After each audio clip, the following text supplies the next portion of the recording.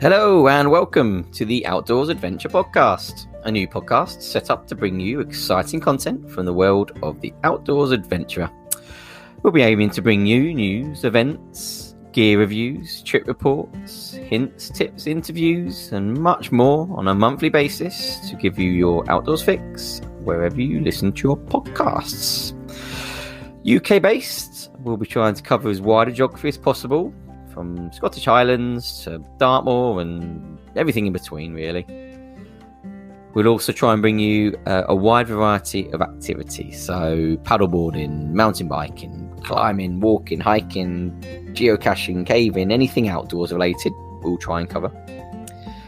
In today's episode, we've got a interview with Hayley Webb, mountain leader, about how she turned her mountain leading business into her life. We've got a introduction to geocaching with a drive across the Scottish Highlands. We've got a news section which includes the latest news on Dartmoor. We've got all the events happening in the next month to inspire you for your next outdoors trip. And then there's going to be monthly regulars such as Fact of the Month and Question of the Month, which will be starting from next month. As always, and also towards the end of the podcast, I've done a short introduction to myself. Not that that'll be particularly interesting, but I thought you might like to know who it is, whose voice you're going to be listening to. As always, with a new podcast, though, it won't be anything without your input. So if you would like to add any trip reports of your own, have any news you'd like to share with the listeners, or have an interesting guest you'd like to include, then I have set up an email address, and the email address is outdoorsadventurepodcast@hotmail.co.uk. Sorry, that's wrong. It is the first one. Let me off. outdoorsadventurepodcast@hotmail.com. Likewise, if you're a brand who would like to get in touch to advertise or include any new gear in our reviews or updates for the news section, then do feel free to get in touch. I'll be aiming to bring these out monthly. I do understand the importance of bringing them out regularly. So the last week of the month, and I'll be aiming for the Wednesday. Now, give me a day or two, but I'll be aiming on the last Wednesday of the month. So, sit back, relax, and enjoy the first episode of the Outdoors Adventure Podcast.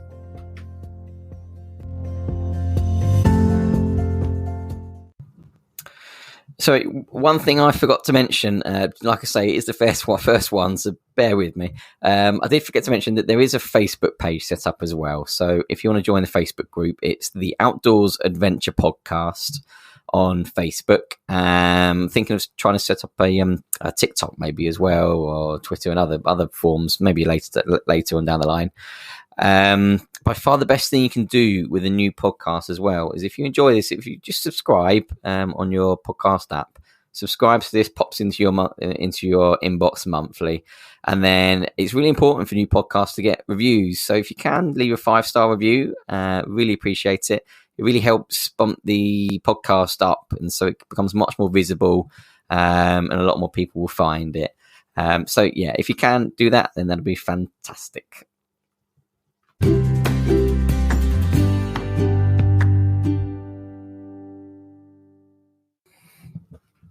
Okay, we're going to crack on with an interview now. The interview this month. I'm not doing these weekly, by the way. I'd love to do these weekly, but I just don't have the time. So, yeah, sorry. This month is with Hayley Webb, and Hayley Webb is a mountain leader, outdoors instructor. She has a fairly inspiring story, really. Being a single mum, moving up from London to the Lake District without a plan, essentially. She now has a successful mountain leading business where she travels all over the UK, and in fact the world. Before we crack on with it, I just want to make a note that I am aware of the fact that in the interview I say that they've changed the name of Snowdon. I'm fully aware, before anyone complains, that they've not changed the name of Snowdon. They're just encouraging the proper use of its name. So yeah, apologies for that. I'm fully aware of the fact they've not actually changed the name. Okay, so let's crack on with the interview. So we're here with Hayley Webb, as I've just introduced, and part of the interview section that I want to get across on the podcast is it's about inspiration and inspiring people to follow their dreams in the outdoors, of which Hayley has definitely done. Welcome, Hayley. Hello. Hello. So I suppose a good place to start with yourself is, let's take us right back to the beginning. Where did your sort of inspiration and love for the outdoors come from? My parents, really. Yeah, so out with my parents when I was young, dragged us all over the place. And I mean, literally dragged in some points. And I definitely went through a teenage phase of being a bit Kevin and Perry-ish. Well, I don't want to do this. My dad was way in front and me and my mum were lagging behind. And I'd get to the rock thinking, oh, yeah, we'll have a rest where my dad sat. And then he'd carry on going. And oh, God. But I kind of then came through the other side of that as I kind of hit my early 20s and started to go back out with my daughter. So it's definitely been in my blood and my family life from when I was about 6, 7. Whereabouts did you grow up? Grew up in kind of Middlesex, really. Right. Sounds a bit posh, doesn't it, for me? So West London, for those that don't know where Middlesex is. So I was near Ealing, Harrow, around that area. We used to go up a little local hill, which probably isn't even really a hill now. It's called Horsenden Hill, which probably nobody's ever heard of. Actually, one lady has heard of it because she saw it in my write-up on my website and actually contacted me to say that she knows where Horsenden Hill is. And we just got up there, and then we'd go to Derbyshire, and we'd go to the New Forest, walk around the Surrey Hills. And then really my first mountain, I was 11. And mum and dad got me out of school early on the Friday, and we went to Snowdonia, and I did the Snowdon Horseshoe. Lovely. And we didn't go up. Good introduction. Did you do Crib Gock at 11 years old? We did. We did Clwyd first, and then we did. I shouldn't call it Snowdon anymore. It's a Withfer. Oh no, of course they changed the name recently, haven't they? Yeah. So yeah, we went up a Withfer and round to Crib Gock, and I definitely remember sitting on there watching my dad with his hands in his pockets, and I was like, Daddy, please hold on. Oh my God, we're gonna die. And he's got slides from it like that. God, that's how old I am. Wow. You're showing your age there. Yeah, so I was 11, and I remember overtaking an army group, and the sergeant or whoever was in charge at the time was shouting, "Come on, there's a little girl beating you!" And I was like, "Oh, yeah," but I was pretty terrified. However, yeah, that was my first proper mountain day. Yeah, I mean that's a good introduction to mountaineering. Crib Gock at 11 years old. I mean, I've got a 6-year-old, and the thought of him doing that in 5 years is yeah. Take them. I did it to my daughter. So that was sort of the early days then. So you're around sort of Middlesex way for most of your life, and then up to Snowdonia for one trip to 11. From jumping forward quite well, what are you now? 21 now, aren't you? So jumping forward. Thank you. 10 years now. Jumping forward a few years, shall we say? You're now based in the Lake District, so that's a bit of a jump. What was the driving force from London to the Lake District? Well, I ended up living down in Wiltshire initially, just outside of Bath, and I had my daughter when I was 20. I was really young when I had Jordan, and when she was like 3, I thought, oh, I need to do something to get out. She felt a little bit of a handful, and I was a young mum on my own.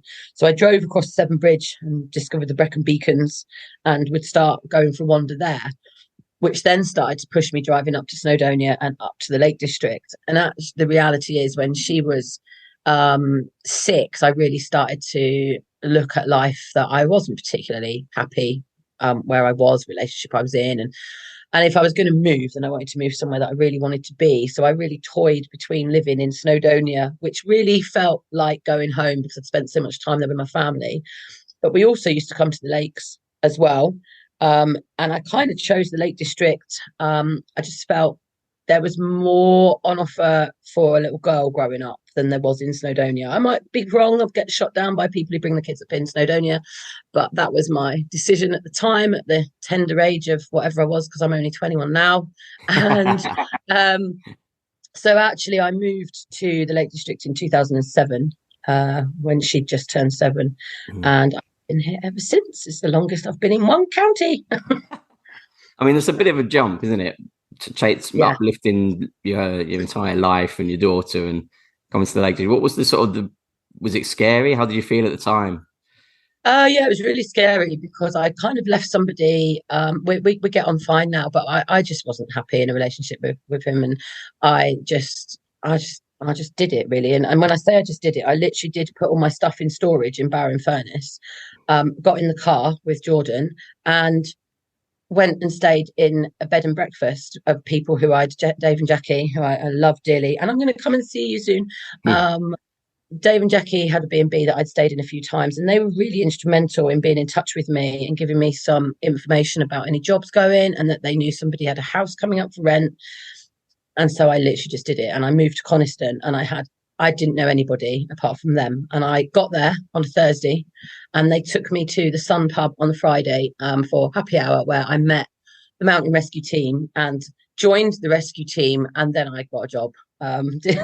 Wow. Priorities were that way around. Yeah. And my house that I was going to rent fell through because the guy I was going to rent it from ended up needing to sell it. And I actually did spend 8 months sofa surfing with my daughter, sharing double beds and thinking, what on earth have I actually done here? But I had a lot of support from people I'd met, becoming friends. Not necessarily in Coniston, to be honest, but from the walking community of people that I'd met, like yourself.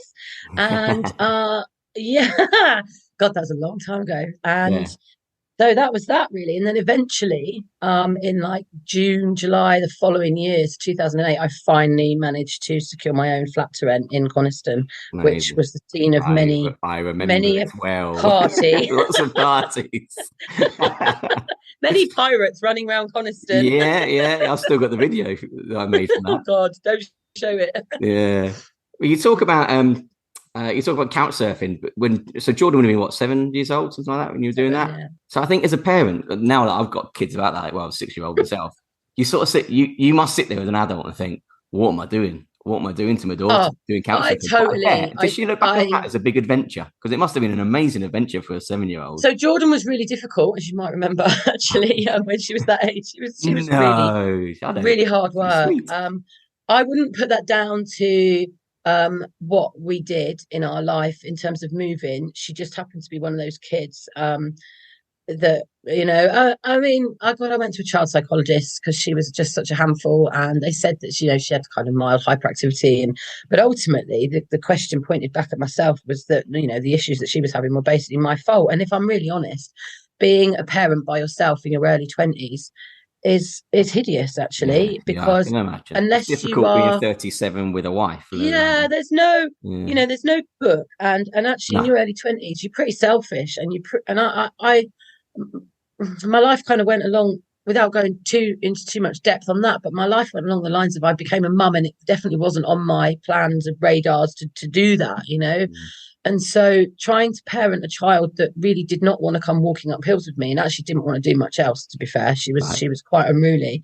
And then I'd moved away from anybody I did know and any support network I had, because I didn't have anybody, and Dave and Jackie, to a point, could only have us in there so long, especially when Jordan decided she was going to have a massive tantrum screaming fit and they had other guests in the B&B. I definitely thought, what the hell have I done?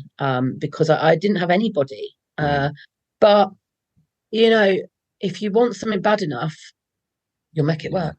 Well, it was about that time. It was about that time that we met. So it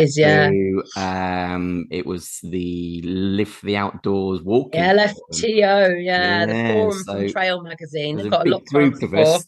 I think most of us actually still keep in touch. And and you seem to, from someone on the outwards looking in, you seem to sort of have your life settled in the ladies. I remember we went on a trip to Aviemore. And we hired a minibus, and there were about 12 of us going up to Aviemore. No, it wasn't. Sorry, it's Kinlochleven, that trip. We went to Kinlochleven. It was, Kinlochleven. Got picked up by a minibus, all of us on the way up. Yeah. We picked you up from Junction 36, and then on the way back, we were driving back, and it's that stretch of motorway from sort of Shap down to 36, where you can see sort of the Eastern Fells, the Lake District, and you were so giddy with excitement still then. I remember you saying, "I live there. I live there. I live there." Oh yeah, I'd only moved Annoying all of there us in who lived in November. like Manchester and Birmingham, going Yeah, further south. You were yeah. so excited, sort So of I living there, only and you seemed to have everything sorted. You were a chef. You were part of the mountain rescue team. yeah. I only moved there in the November, and then one of the first meets from the LFTO forum, days before social media, um, happened I moved on the Thursday, and then that weekend it was the first meet, and I didn't have Jordan; she was at my grandparents, so I was able to come out, and I kind of had this moment where I was like, oh my God, I don't need to go home. I am home. I live over the next valley. I don't have to go anywhere. And then when we went to away in that February, again, I'd only been here then a couple of months. And the reality was that I was going home and we'd had this giddy, incredible time. My first time really in Scotland. I'd been to Scotland once as a brief drive through. That's a whole other story. My friend still hasn't been back to Scotland with me. And driving back, the reality was I was coming back to the Lake District. It was yeah, and I do sometimes get moments where I'm coming back from Scotland and I'm like, oh, I don't want to go home, and then everyone tells me to shut up because I'm coming home to the Lake District, and I'm not coming home to Bolton or Manchester. So yeah, You are living the dream for many of us. I do think I do try it. It still has its moments. I've made it a living now, and so there are the moments where it's a job and there's loads of admin, which is just hideous, and anybody that knows me listening to this knows how really brilliant I'm not at admin. But yeah, I have, and it wasn't easy. It really wasn't easy. But if everything was easy, then we'd all have what we want in life, wouldn't we? And exactly. You've got to earn it. You've got to work hard. So you're part of the mountain rescue team in Coniston. How did you find that? I loved it. I loved it. They're my other family, and I feel very fondly about them still, and I'm in touch with a lot of them. And just, they definitely helped sculpt and mold me, not in terms of the mountains, because I was pretty fairly mountain savvy anyway, which is, I suppose, why I managed to join the team. And when I joined, I was the youngest member in the team. I definitely was the one that had the most say as well. Not that you'd believe that. And there were a few characters in there that I thought, oh God, they hate me. And actually they didn't. They saw a lot of potential in me, and in the background were like willing me on. And just when I did leave the team, which was after kind of about 8.5 years, and that was because my business had started to kick off then, and I couldn't make call outs anymore. I had some beautiful letters from them, honestly, and I am in touch with them, and I do try to go and see them. I haven't seen them for a while, but I'm intending to try and get down this week because it's their 75th anniversary actually this year. Oh, amazing! Being the first mountain rescue team in the Lake District who attended a call out, and so that's actually happening at the moment. If you manage to get up and get to Coniston, you can go and there's like a display in the John Ruskin Museum. So it was incredible to be part of that. It definitely helped ground me a bit, being part of, a really big group of, almost like surrogate parents to me. They were actually. They really did look after me, and I had a fantastic time with them. Don't obviously there were some not so fantastic times, but on the whole, like just one of the best things I've ever done. Yeah. Oh, I can imagine. It's sort of one of the things. There's a little news section in the podcast, and we cover the fact that 3 of the mountain rescue members have been nominated for MBEs this year, from Aaron, Langdale, and Edale. Yeah. And I think I mentioned it's one of the things that actually I think I'd quite like to do if I live near the mountains, but I'm not sort of close enough really. I think you've got a team in your area. There's Bolton, isn't there? Yeah. But I'm about 40 minutes still from Bolton. Yeah, but if you look at the area that they cover, it'll be quite large. Potentially. That's something to look into then. Yeah. So you're in the mountain rescue. You've got your chef in. You've got your flat. You seem to have your life sorted. What was the motivation then to move on even further into sort of your mountain leader qualifications? So that was definitely the reason I decided to move to the mountains. Because I was fed up of driving up and down the M6, which actually back then was not quite the car park it is now. And I wanted to be able to work in the outdoors. And to be honest, at that point, I had absolutely no idea how to go about it. I didn't understand the structure or the qualifications or anything. I was just like, right, how do I do this? And so moving up there then, and actually, it was a couple of the members of the team who then pointed me in the direction of where to go in terms of mountain training and doing my mountain leader qualification. But the reality was I couldn't actually do it because I was a mummy on my own who needed to go to work to pay the bills, and I couldn't afford to take a week off work and pay the money to do the training or assessment courses, plus get my daughter looked after. And so actually I'd got to the mountains and I couldn't bloody do it. I couldn't do. And there was quite a degree of frustration around that because I had some friends who, some of them had actually been to the university in Ambleside doing outdoor ed and stuff, and had managed to break through into work in the outdoors. And they were doing it and were saying, God, you should be doing this. You know way more than we do. And I was like, I know, but I can't get qualified. And actually the reality was that Stuart and I got together, who I'm married to, and do you know that's 10 years this year? Holy moly! Wow. And yeah, no. And it was actually when Stu and I got together that he said, go and do your mountain leader, pay for the training. He was at home to help me with Jordan. And financially, I wasn't suddenly trying to juggle everything on my own. And literally, I ran out the door and did it. And, you know, my feedback from that was go and get your assessment done. And, you know, for anybody out there wanting to do it, I did my assessment fairly soon after my training. And I didn't fly through it, not by any means, because my nerves and I set myself up for a failure because I'm so nervous because I'm being watched that it didn't flow and it didn't feel very natural. Yeah. And I did pass it, but my feedback was that they passed me because I can see my skill set, but my nerves utterly just get in the way. It's hideous. It's a hideous thing. And so for anyone out there wanting to do it, you know, try and just see it that you're going out on the hills for 5 days, 6 days, you're going to go and have a nice time. And actually what will be, because the more you relax, it's very easy to say that, but I have been there.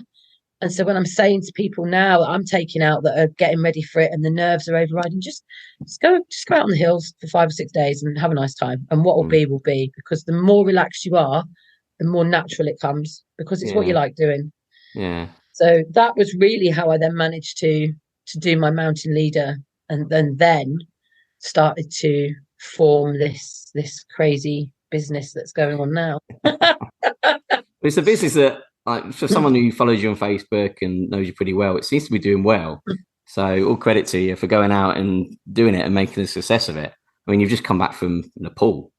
You're being paid to take people to Who'd Nepal. have thunk it? It's like everyone's dream, isn't it? Yeah, it is. And like, it's for me as well. I'm not answering to anybody. I do still freelance for a few people. It's nice to keep your foot in the door with people. I've got a really, really big network actually of people here now, who I'm friends with as well as colleagues with and go to for advice. And you know, and I owe a lot to some of them. They help me out. They lend me kit, you know. If I need to learn something, they teach me, they help me. You know, I was adamant I wasn't ever going to gill scramble. I was like, no, I'm not going to gill scramble. I spend my life in the gill now. I love it. Crazy woman diving down the gill. And even my mum has learned the gill now, and she comes flying down the gill with me. So it's crazy. It's just fantastic. Wow. But to be involved with a community of outdoor instructors who live and breathe, it is a lifestyle. You know, we're not in it to we're certainly not in it to get rich. We're not ever going to set the world on fire, but it's a lifestyle that gives you the most incredible way of living. We're often knackered, but we're knackered doing some really cool stuff. Yeah, I get out into the mountains about 6-8 times a year, and I'm knackered after 2 or 3 days. Yeah, let alone spending your life out there. Yeah, I remember those days as well. I mean, to be fair, like I was chatting to a friend the other morning about last year. You know, post COVID.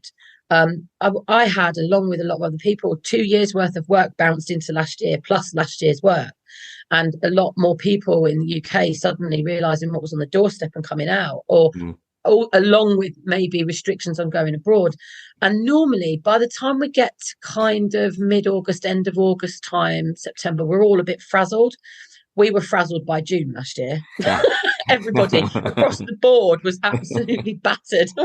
Didn't know what had hit us. And that was a combination of us not doing it to the extent that we normally do it, but also just the amount of it that was coming through. So we were all a bit. It really shone through in sort of a lot of the outdoors groups all saying how busy it was, and that was mental. Yeah, it's sort of post-COVID, I found the outdoors, didn't they?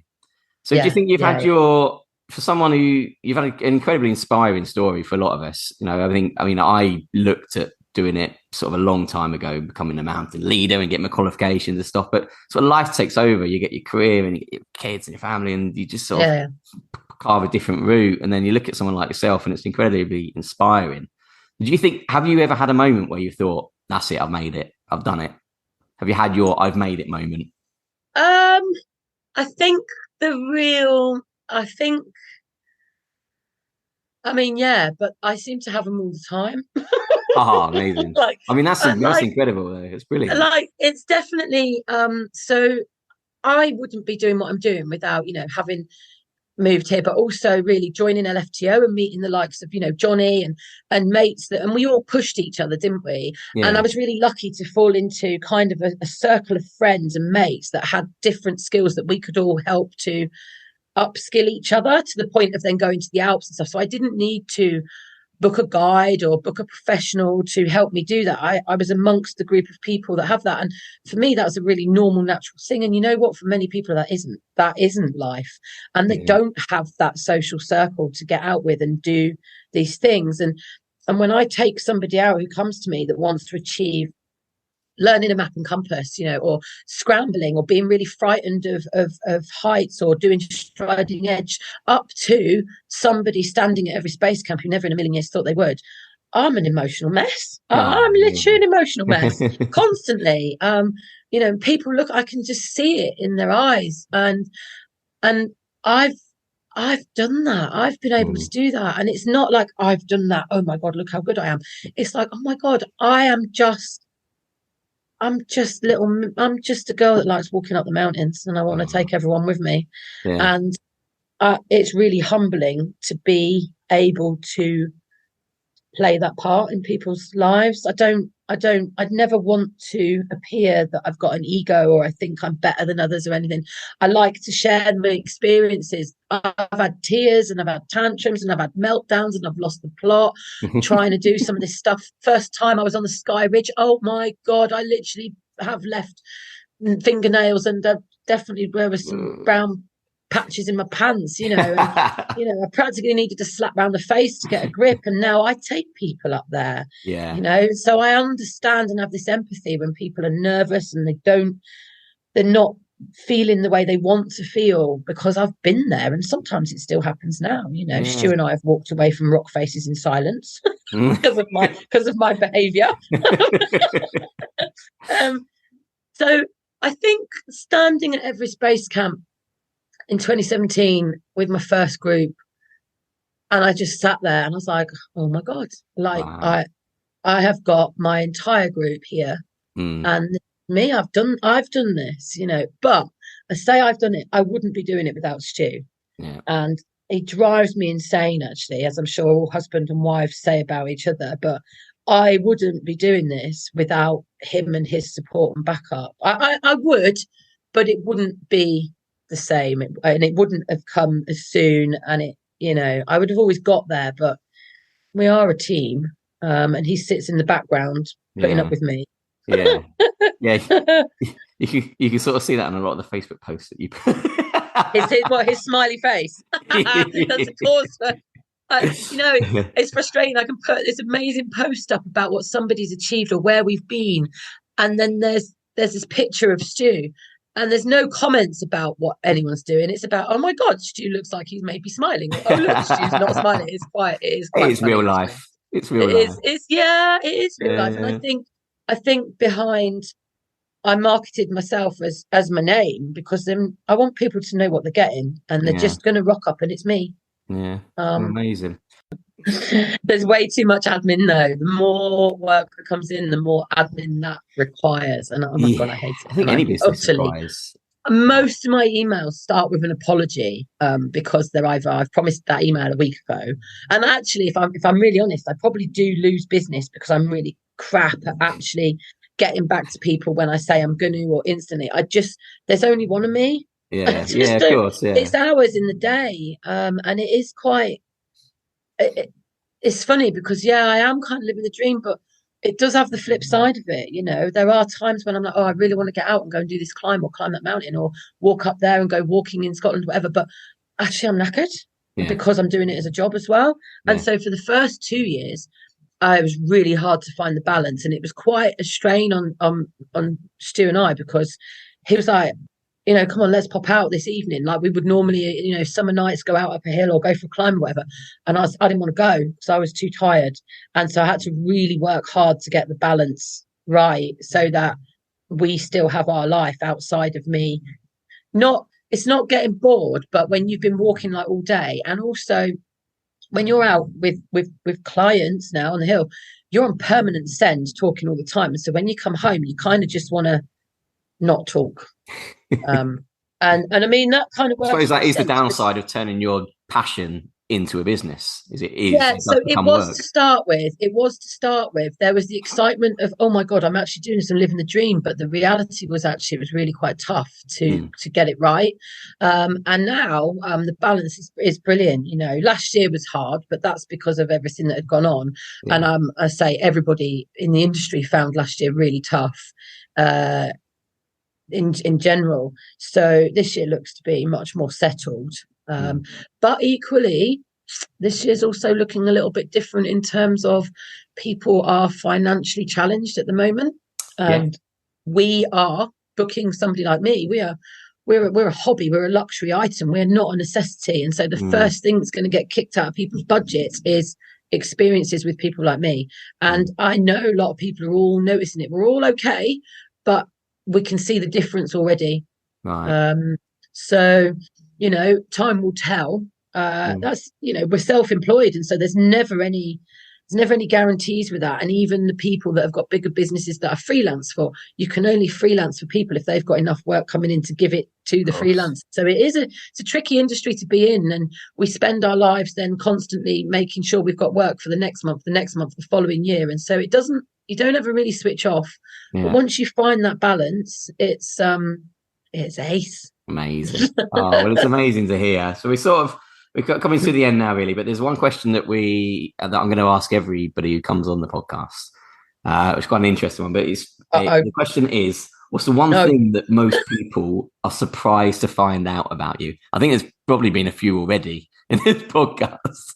But what's the one thing people are most surprised to find out about you? Oh, I think it's quite often when we get to chat to people, and people are always interested in asking stuff about me. I always try and talk about my people's lives on the hill, but they, as somebody put it to me, they don't want to talk about their lives. They're there to get away from it. They want to talk about my life because it seems much more exciting than theirs. And I am quite noisy and I have a lot to say. And I am known for I do like my noisy rock bands. You And certainly bring an element of humour to most situations. yeah, I do try. There's no point in taking yourself too serious, is there? Yeah. But I'm classically musically trained and I play the flute. Ah, you And see, I never knew that about you. I've known you, 12 did you years? not? I No, do. I never So knew I that. can play the piano to a certain Ah, extent, and I play the flute. And it's a good I do one. keep I'm getting surprised.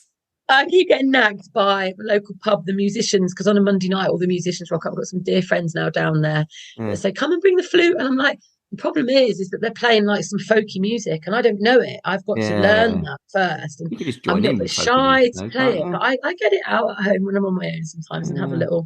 little tinkle. But Oh, I lovely. do. I I got like married in the opera, Lakes, and there was a classical musician. There was a music. musician from the Lake District. He played at our wedding. We should put you in touch with her. What's her name? Like Carol, I think her name was. Anyway, she plays folk music down in the brewery, Porkshead Brewery, quite often and stuff. Okay. Yeah, Yeah, I mean, in at some touch. point I will. Some point I Yeah, will. But so for all of my noisy, jovial, jokey craziness, I love sitting and listening to a proper orchestra play some classical music. I love amazing. watching on the tail of watching Andre Rieu, and I really do love like that kind of music. But at the same Yeah, time, you'll he find doesn't me come at a across Muse as you. concert at the front. He doesn't come across as your usual classical musician, though, does No, he? Andre Rieu? He's no, not quite really. flamboyant Yeah, and yeah, and yeah, quite out there. Oh, that's probably amazing! See one. that? See, that's it. People often go, really? Yeah. Like, yeah, Well, it's like I say, I've known you for 12 years. It surprised me. So there we go. yeah. Well, thank you very much for telling your story. Like I say, hopefully it's provided some inspiration to anyone who's listening. Yeah. I mean, for someone who's known you for 12 years, it is quite inspiring to see, really, that you've made a life and the outdoors you be in your life. You know, I'm leaving here and I'm driving to Shrewsbury to go and try and sell some cocktails to a nightclub. And yeah, there's worse jobs to do, but to make the outdoors a bigger part of your life is the dream, isn't it? So if Yeah, it is. anyone wants to find you, use your services, where can they find you? Where should they head to find you? So my website's Hayley Webb Mountain Adventures. And that is also my Facebook page. It's under my name. If you search Hayley Webb, generally speaking, you'll find me. Apparently, there's another Hayley Webb, and I didn't know this. Oh, How very dare they? So yeah, Hayley Webb Mountain Adventures. Just have a look. My website. My website's quite often the least bit of being updated. So Facebook's usually the best option. I'm actually just about to send info to my website lady to update it for me, because I don't know how to do it. Well, I was on the website. I was on the website the other day. You've got three trips on there, haven't you? At the moment, you've got Sky, Mountain. Yeah, so we've got West Highland Way, Yatton, Everest Base Camp again this year, and then there's a week in Skye. There's also a week in Crete, which the advert's going to go up for this week once I actually get my thumb out and get it advertised, because I need to hurry up. I'm being nagged for that one. So we have an adventure week out in Crete. But yeah, come to Skye, come to Nepal, come everywhere. It's brilliant. Yeah, lovely. Winter first. We've got lots of winter skills on first. Yeah. Amazing. Well, thank you very much, Hayley. Much appreciated. Thank you. See you later. Bye, mate. So thank you to Hayley there for the interview. Just a quick note to let you know that all the links to Hayley's website and Facebook page are available in the show notes.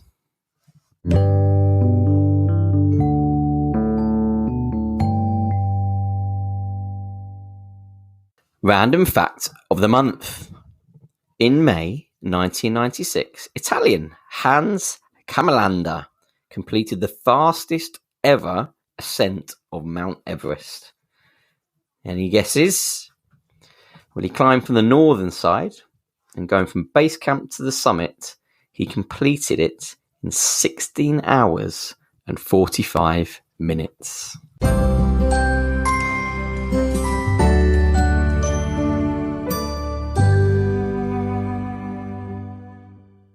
So I thought, first of all, it'd be good to introduce myself, since it is my voice that you're going to be listening to every month. So, well, my name's Rob. I live near Wigan with my wife and two young children who are 3 and 6. I grew up near London, and for the first 18 years of my life, except for the odd family trip to the Lake District and the local woods, the outdoors wasn't a massive part of my life. That all changed when I moved to Manchester, 18, went to university, started to explore a little bit more. One of my first trips went to the Peak District first, and then extended out into the Lake District. And for my first walk, really, I was hooked on the outdoors. My first walk was up Coniston, and I got lost before we even got to Leavens Tarn. But 19 years on from then, and the outdoors is a huge part of my life. I've completed all the Wainwrights. It took me 7 years and a week to finish the Wainwrights. I was a little bit disappointed when I only realised afterwards it was the extra week, so I probably should have done it on the 7th year anniversary. But it was 7 years and a week to finish the Wainwrights. I've done a couple of dozen Munros. I've climbed Triglav in Slovenia. Ice climbed in the Cairngorms. Recently, I've taken up paddleboarding, and obviously with my kids, to try and get them into the outdoors as well. Mainly through sort of camping trips at the moment, with them being so young. But the outdoors is a big part of my life, and if I ever get any spare time, it's always in the outdoors. I also have an allotment as well, which obviously keeps me outdoors a bit more, and I play squash once a week. And then obviously I've got to pay the bills as well. So the bills are paid by, I'm a national sales manager for a drinks company. So I drive around the UK selling drinks to pubs and bars and clubs and stuff. So why have I set up a podcast? Well, my job involves a lot of driving around the UK, and I listen to a lot of podcasts. I do listen to some other outdoorsy podcasts, but they all seem to be interview formats.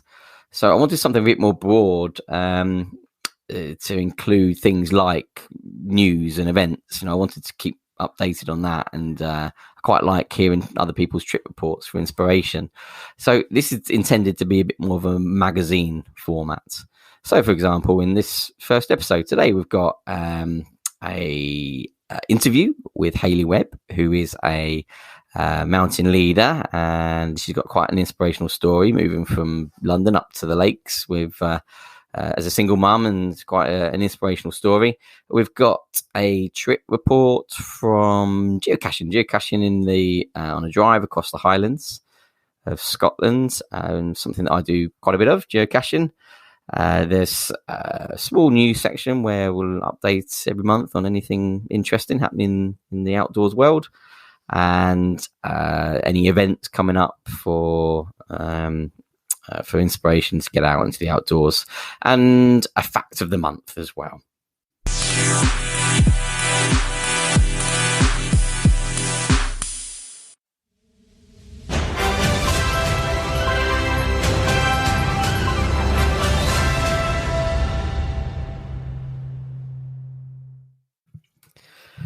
Okay, time for the news now, and this is the third time I've recorded something about the news this month, because obviously the biggest story of the month has been all about Dartmoor, and it's been a moving story throughout the month, where it was essentially banned. Wild camping was banned in Dartmoor. It's the only place left in England, certainly. Obviously, Scotland have their own laws, England and Wales, where you could legally wild camp without permission. A landowner down there, Alexander Darwell, successfully fought a case whereby he essentially said the wording on the law, which had been in place since 1985, was wrong, and he successfully fought to ban wild campers on his land. There was some confusion initially whether it was just his land or the entire national park, and it turns out it was the entire national park. Then there was protests planned and mass trespassing like we had in Kinder, and it was an incredibly sad story, really, having that right taken away from us, as most of us, I'm sure, are fairly responsible when it comes to wild camping. So it seemed to be a bit of an issue that was being taken away from us. It put events at risk, like the 10 Tours Challenge, where thousands of young people, teenagers, take part in learning about the outdoors and wild camping, and it would have been a huge shame for that to be put at risk when it's formative years for these kids and learning to love the outdoors, and it's obviously incredibly important to most of us who already love the outdoors. Then essentially the national park worked really quickly. Actually, they worked really quickly to speak with other landowners, and they've come up with an agreement whereby wild camping is still allowed on most of the land, apart from Alexander Darwell's land. So it's been sort of rejigged a little bit. There's still a few people out there that aren't happy because they're saying it's not sort of a legal right. It's just, they've given permission for people to wild camp on their land. It's not a legal right, and it's the last place in the UK where it was a legal right. But the law's been proved to be wrong. So it's going to continue to move this story, I think. But I think for now, it's fairly positive in the sense that wild camping was banned entirely for a while. And we've now got permission to wild camp on certain parts of the land. So, we'll keep bringing each month. I'm sure there'll be some development on it. In other news, it's obviously a new year, and 3 mountain rescue leaders were appointed MBEs for their service to mountain rescue. Tony Hood, Alistair Hume, and Nick Owen were all appointed MBEs for service to mountain rescue.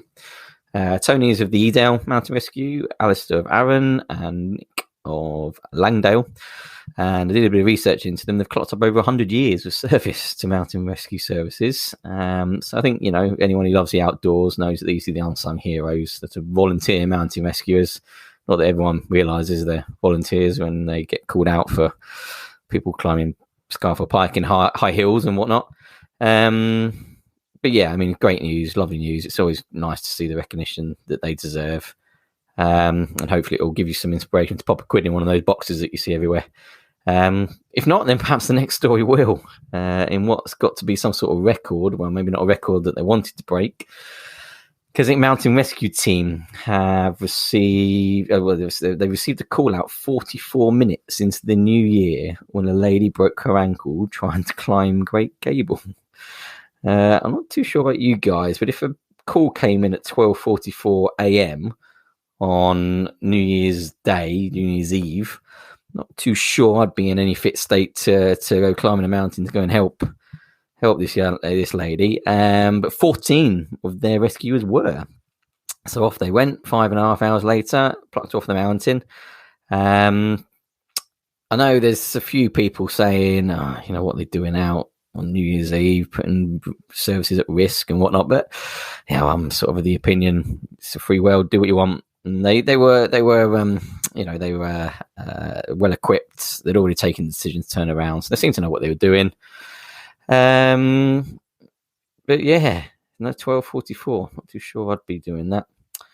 There was also the ISPO show in Munich in November, which is one of the largest sports trade shows in the world. As always, it's a showcase for new products and technology. There's the usual lightweight jackets, new technology keeping you warm and drier, cooler for longer.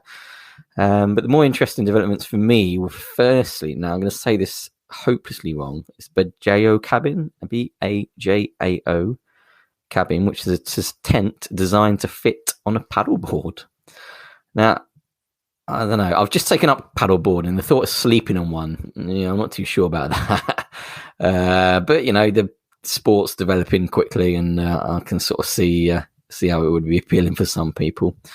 Rab also showcased their first sleeping mat at the show. I don't know about you guys, but I always thought Rab did sleeping mats. I'm surprised to find out they didn't. I don't know why I thought they always did sleeping mats, but they're making a big deal out of the fact this is their first sleeping mat, so clearly not. So I suppose it's newsworthy. And lastly, one for the more aspirational perhaps amongst us, there's a French company called Semeya who showcased their new tent. And it weighs in at just 655 grams, packs down to a volume of just 2 litres, and it has all the high-end tech you'd expect from a top-end tent. The price, £1,500 for anyone with more money than me, clearly. And lastly, the Mountain Body Associations announced that they will be commencing work on a new body. It's a single-storey building in the Loch Avic forestry area near Argyll. It's going to take about 2 years to complete, they think, and they're looking for volunteers to help on the project. So if you want to volunteer on that, then get in touch with the Mountain Bodies Association. And that's the news this month.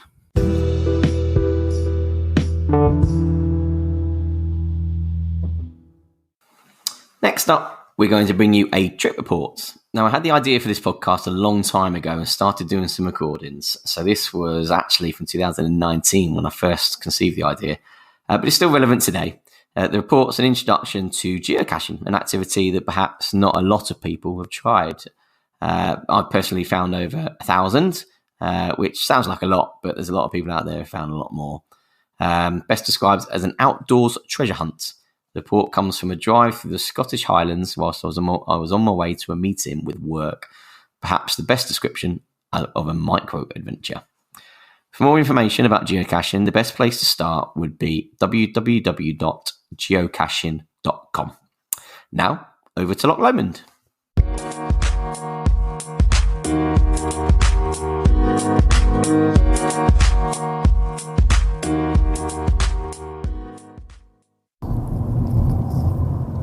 Okay, so today I am geocaching. My meeting today, I've got a meeting tomorrow morning in Inverness.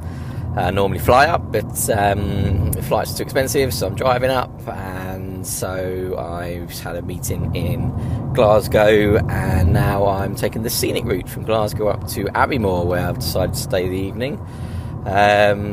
Not going up the A9, I'm going up the A82 towards Fort William and then cutting across. And so currently I am driving along the shores of Loch Lomond. It's early May, it's lovely weather, and I've got Ben Lomond directly in front of me and driving into the mountains and the countryside. So it's going to be a lovely drive on the way up to Abbeymoor.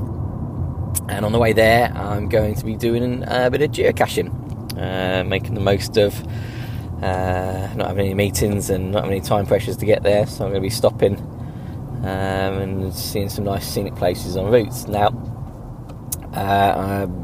just a short introduction to geocaching, as some people may not know what it is. It's the way it's described on geocaching.com, which is probably the best place to go to get your initial introduction. It's described as a high-tech treasure hunt. Essentially, what you do is you go on the website. You can all the geocaches that are hidden across the world are plotted on a map on the geocaching website, and you use the coordinates on the website, and you can use an app on your phone, which is how I found all of my geocaches. And you can go and find these little Tupperware boxes hidden in the countryside. There's lots all over the world, really, and they're in cities, they're in towns, they're in villages, they're in countryside, there's in small clusters, there's some very sparsely spread out. The majority of them are Tupperware boxes. They've got a logbook on the inside, so you can sign it and prove that you found it. Some small trinkets for changing for kids when they find it. And it just breaks up your journey. I got into it because I wanted somewhere different to walk my dog, and I was getting bored of the same route the whole time. And I got into geocaching because it sort of took me off to different parts of the UK, different parts of my local area, but that I perhaps didn't know existed. And on a route like this today, it takes you off to interesting places. So it'll break up my journey on the way up to Abbeymoor. So I will check in when we're at the first geocache. Okay, so we stopped off for the first geocache. Every geocache has its own what they call a GC number, so you can look it up if you go on geocaching.com and look up the GC number. And the GC is GC5GKX2. And I've just parked in a little lay-by about 20 metres from the geocache, and I walked past the geocache actually because you can walk down to the lake. So I'm just on the shores of Loch Lomond now, and it's a beautiful, quiet spot. The lake's there, very calm, and there's a little beach here, and obviously people have been having fires and picnics and stuff on the beach. And every now and then the truck will go past on the road and interrupt the peace, but apart from that, it's a beautiful spot. Loads of mountains all around us, and lovely clear water, lovely sunny day. So I'm going to walk back up the track now and find the geocache. Okay, so just walking back up to the geocache now from the beach and the loch. And the geocache is called Haggis Highway, another loch side. Now, most geocaches come with a hint in case you're struggling to find it. And the hint on this one is bottom of the knobbly tree under some sticker foliage. So I found the knobbly tree. Well, I think the geocache is. Just have a little route round now. And the trick is trying not to get caught by a car going past, because you can look a little bit suspicious. Moving around the bottom of trees, and I'm looking. I can't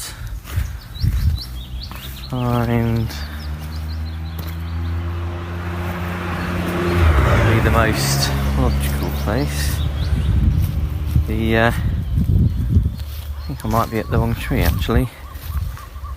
The GPS says I'm 5 metres, and the GPS is accurate up to 10 metres, so anywhere within 10 metres you are normally close to the cache. So this is just an app on my phone that I'm using. It's actually Cachely is the app I'm using. Look like it's here, so let me check the past log. It was found. It was found a few days ago. But everyone's saying that it wasn't as per the hint. So the hint threw us off. Alright. That's obviously not. Under some sticker flage. Right. There's a big hole in the middle of the tree. And it's in there. I will keep hunting. And I will report back if and when I find it. Right, so I found it. It was in the hole in the middle of the tree actually, so the hint, everyone's saying on their previous logs that it should be updated. So I'll just open up the geocaching inside this paper plastic bag. There's the log. So I've just brought it back to my car, as it's only 20 metres away. I will sign the log and pop it back where I found it. And then tonight, probably when I'm back at my hotel, I will go on the website or go on the app and log it as a find. Last time it was found was 22nd of April. It's the 2nd of May today. So you put the date, 2nd of May, 2019. Your geocaching name, and put that back in the bag. It's just a small container, this one. You can get some large size containers. I've put this one down as a small size container, to be honest. Can't fit a great deal in there, but there is a few trinkets. There's a penny and a little bell. You can hear that. So if you've got the kids with or something, it's quite nice for them to change something that's in there. They can bring their own trinkets along and change it. So I will put that back where I found it. And like I say, it's more about, it's not particularly thrilling. If you're into your thrill seeking, it's not particularly that sort of activity. It's more just about for me, it's about seeing different areas and breaking up your day a little bit. They're all over the UK, so you can find them wherever you go, really. And on a long journey up to Aviemore, it's helping to break up the day. And I found a nice little beach and a nice little spot to stop for 5 minutes, just have a walk around, stretch the legs, and find the geocache. So we'll move on. I'm going to put this back where I found it. We'll move on, and I will report back on the next one. Okay, we've stopped at another geocache. There's different types of geocaches. The vast majority of them are called traditionals, which is basically where the coordinates are posted online. You go to those coordinates, hunt for the geocache, you find a little pot, and that's the geocache. There's other types. There's event caches, which is where just a group of geocaches get together and have an event. There are earth caches, which is where you've got to go to the coordinates and answer a load of questions regarding the geology of that point. There's virtual caches, where you've just got to take a photo of yourself at the coordinates. And I'm just sat in my car looking at a monument to David Stewart. And this is a multi-cache. The GC number, if you're following along, is GC7BW3Q. What you're asked to do with this one is you're basically asked to note down the dates in which he was alive, and then you put those dates into the coordinates, and that gives you the location of the final cache. So I'm about to do that now. and walk off or drive off to find where the final cache is actually located. So it's just a good way. I mean, perhaps you couldn't hide a geocache around here. Maybe it's a few houses around, and it would have been a good, decent enough place to hide one just here. But it's an interesting place to bring someone. So it's an interesting way to bring you to the monument, draw your attention to it, and then send you off somewhere to find an actual geocache. So I will report back once I've worked everything out. Okay, we found the final. So we've driven about a kilometre and a half. We're next to a nice river. I'll have to look at what the name of the river is and let you know. And it's your more typical geocache, this one. It's clip top plastic box, Tupperware box. Let's open this up and get the log out and sign it. So I've not really done as many as I was hoping to do today. The reason being is because it's been raining, and I said it was beautiful weather at the last cache, and it was. I was on the west side of the country. I've now moved across to the east side, past Loch Tay, and the weather's turned, so I'm not doing as many caches as I hoped, but I will sign this log and move on.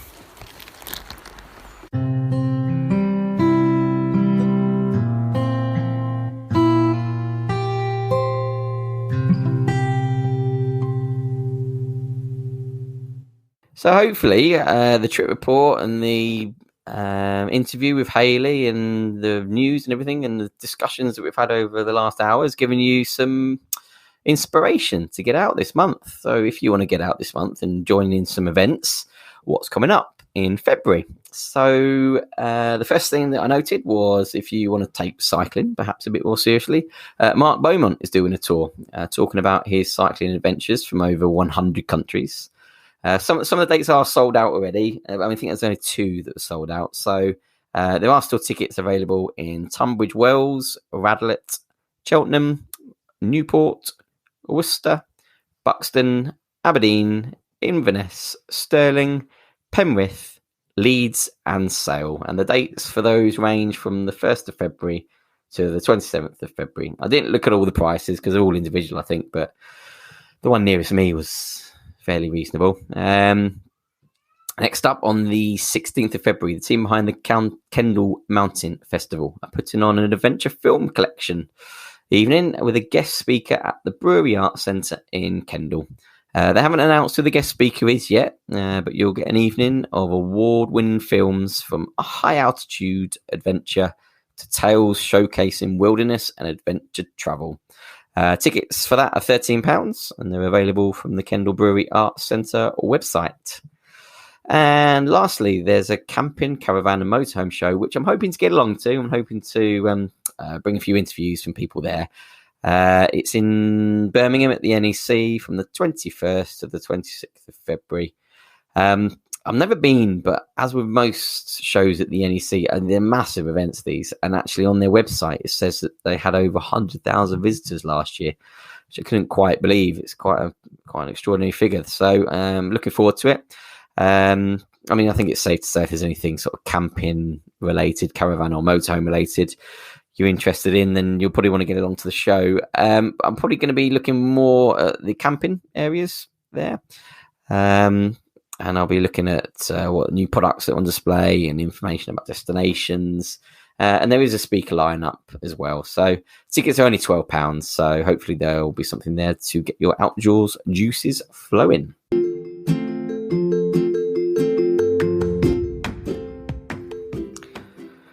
So that's it for this month. Thank you for listening. I hope you've enjoyed it. If there's any feedback that you have, we'd love to hear it. The Facebook page should be set up very soon, so hopefully you can leave some feedback there. And my email, as I said before, is the Outdoors Adventure Podcast @hotmail.com.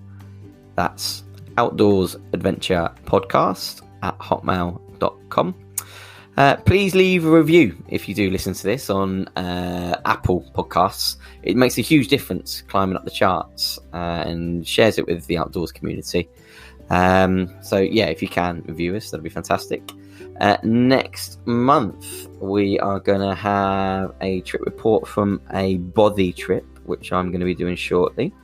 We're also going to have another fact of the month. We are going to have an interview with a scout leader. When I say scout leader, he actually works for the Scouts. He's fairly high up in the organisation, and he specifically looks after the youngest element of the Scouts group, the Squirrel Scout group. And then obviously the usual news and reviews and events. So I hope you enjoyed it, and I shall see you next month. Bye.